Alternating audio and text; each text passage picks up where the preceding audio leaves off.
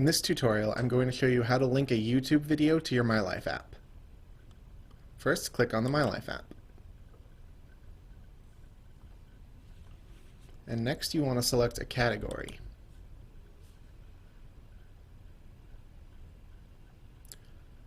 Start a new post.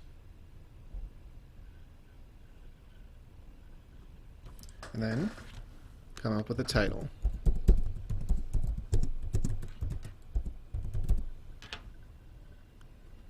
Next thing you want to do is click on Video and YouTube/Vimeo video.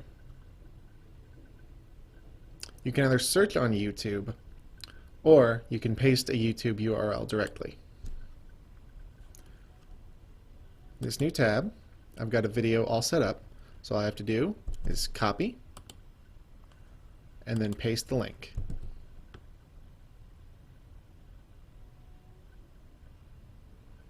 And once that's all set up, click Post.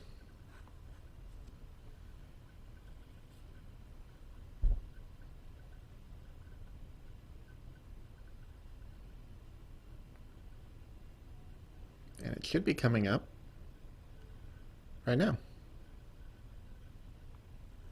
And there you have it.